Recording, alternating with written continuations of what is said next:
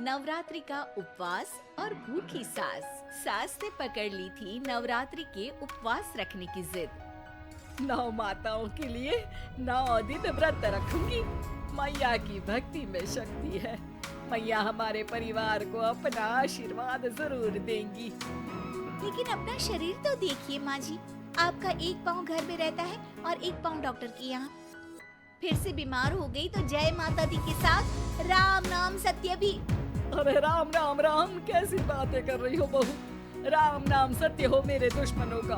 मुझे व्रत रखने से मत रोको बहू, वरना देवी माँ नाराज हो जाएंगी। नहीं, तुम्हारी सासु माँ नाराज हो जाएंगी। अरे पर माँ, भूखे क्यों रहना है? देवी माँ थोड़ी ना चाहती होंगी कि उनके भक्त भूखे रहें। और आपकी तो सारी मनोकामना पूरी हो चुकी है ना माँ। लालच है बेटा, लालच बुढ़ापे में भी खत्म नहीं होती। अरे तुम चुप करो जी, तुम्हारी भी उम्र है भक्ति भाव करने की। ज्यादा बड़बड़ की ना तो तुमसे भी उपवास रखवा लूंगी। हाँ, अरे रौद्र रूप की उदाहरण कर रही हो मेरी माँ। रख लो व्रत। ठीक है माँ, बस अपनी हेल्थ का ध्यान रखना। अरे उसकी चिंता तुम मत करो बेटा। मैंने टीवी पे देख लिया है कि व्रत में क्या क्या खाने से शरीर में कमजोरी नहीं होती। अच्छा ही है, वरना ऐसा ना हो कि 9 दिन के बाद तुम मैया के द्वार की जगह सीधा हरिद्वार। अरे तुम मुझे हरिद्वार क्यों भेजना चाहते हो? क्योंकि अब तुम्हें मायके तो भेजने से रहा। बाबूजी, क्यों माँ को परेशान करते रहते हो? अच्छा माँ, ये बता दो कि आपको व्रत में खाने के लिए क्या क्या चाहिए होगा? सास के सामने सब हार जाते हैं। माँ के कहे सामान को बेटा लेकर आता है। नवरात्रि का पहला दिन है। नाश्ता कर लो, स्वस्थ रहो, मस्त रहो। मेरा व्रत से ध्यान भंग मत करो। अच्छा ठीक है, ठीक है। भूख लगेगी तो मेरी तरफ मत देखना। आई बड़ी। तुम कोई खाना हो जो तुमको देखूंगी, आए बड़े। माँ जी, ये लीजिए आपका फरियाली मिक्सचर। इससे व्रत नहीं टूटेगा। अरे इतना सा? दिन भर भूखी रहने वाली, थोड़ा तो और ला दे। ये सब तो सपोर्ट के लिए होता है ना माँ जी, पेट भर के थोड़ी ना खाना होता है। करवा चौथ का व्रत नहीं रख रही हूँ जो कुछ ना खाऊं पीऊं। हाँ यार, ये तो मैंने सोचा ही नहीं।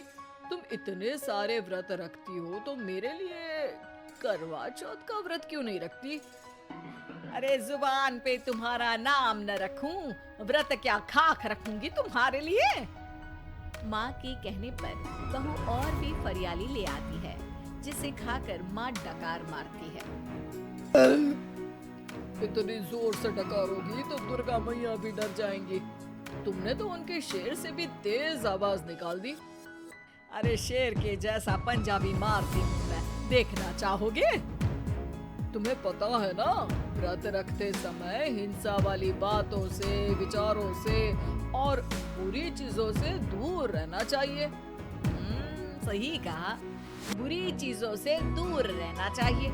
इसीलिए तो तुमसे दूर जा रही हूँ, दूसरे कमरे में।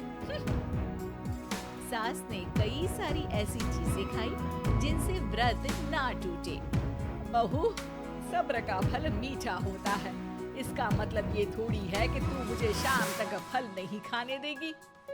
माँ जी, 1 घंटे पहले ही तो आपने इतना सारा।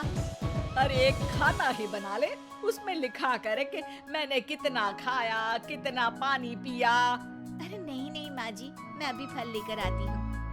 जोर से बोलो।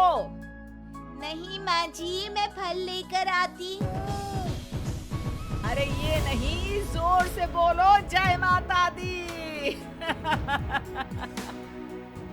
सासू माँ एक साथ बहुत सारे फल खा लेती है। माँ जी, इतनी जोर से मैं डर गई। अरे भक्ति की शक्ति की पुकार है। पुकार नहीं, डकार है। हाँ हाँ ठीक है, ठीक है। चिप्स और लेकर आना जरा, उससे भी व्रत नहीं टूटता। माँ जी, आज ही सब खत्म हो जाएगा, नाश्ते का ही टाइम है। अरे ठीक है ना बेटा, मैं अब कुछ खाऊंगी ही नहीं, तुझे इतनी तकलीफ है तो। नहीं माँ जी, मेरा मतलब था कि उपवास में सिर्फ इतना खाना चाहिए जितना शरीर के लिए सही रहे। स्वाद के लिए खाने से तो अच्छा है कि उपवास ही मत रखो। माता जी की कृपा तो वैसे भी बनी ही रहती है। अरे वाह बहुआ, एक ढोलक और हारमोनियम भी लेकर आना और प्रवचन करने लग जा। श्री श्री 108 बहु ईश्वरी माता। माँ जी, मैं आपके लिए चिप्स लेकर आती हूँ। बहू की सही सलाह को भी सास नजरअंदाज कर देती है। थोड़ी देर में बहू सास को चिप्स लाकर दे देती है। आलू की चिप्स, मजा आ गया। आलू किसी भी सब्जी में चला जाता है। आलू पनीर, आलू पालक, आलू टमाटर, आलू भिंडी और तो और पराठे में भी चला जाता है। वैसे ही इंसान को भी हर स्थिति में आलू जैसा होना चाहिए। थोड़ी देर में वहाँ ससुर जी आते हैं। क्या चिप्स खा रही हो? अरे नहीं जी। दिख तो चिप्स ही रही है। अरे तो पूछ क्यों रहे हो? अरे गुस्सा क्यों हो रही हो? उपवास में गुस्सा नहीं करना चाहिए। और ऐसा तो है नहीं कि सिर्फ तुम उपवास करती हो, हमने भी तो किया होगा कभी। नहीं जी नहीं, तुम तो कर ही नहीं सकते। तुम उपवास में भी भेजा खाओगे और भेजा खाने से उपवास टूट जाता है। अच्छा, थोड़ी सी चिप्स मुझे दे दो, मन ललचा रहा है। नहीं, उपवास के लिए है। तुम अपना खाना खा लेना जो भी बने। पूरा दिन सास कुछ न कुछ खाती रहती है। जैसे ही रात होती है, बस उपवास हो गया, अब मैं खाना खाऊंगी। जो दिन भर से खा रही थी उसको क्या बोलते हैं? बाबूजी, क्यों माँ को परेशान करते रहते हो? अरे लड़के, तेरी माँ दिन भर से इतना खा चुकी है कि देश में भूखमरी की समस्या इसी की वजह से बढ़ रही है। और खाने की दिक्कत नहीं है, कितना भी खाए लेकिन सेहत इधर उधर होती रहती है। कुछ ऊपर नीचे हो गया तो तेरी माँ खाने के बाद हाथ धोएगी और तू अपनी माँ से हाथ धो बैठेगा। अरे इत्तू सा तो खाया था, उपवास भी ना तोड़ू क्या? ठीक है, नहीं खा रही बस। अरे बहू, तुम ही बताओ, ये इत्तू सा मतलब कितना खाया है इसने? ना जी ना, मैं कुछ नहीं बोलूंगी। खाना दे रहे हो या नहीं? या 9 दिन बिना चले के उपवास रख लूं? देने के लिए धमकी अच्छी है, सुनने में भी डरावनी लग रही है। पर जैसे तुम्हारी जुबान में स्वाद का खून लगा है ना, तुम भूखी नहीं रह पाओगी।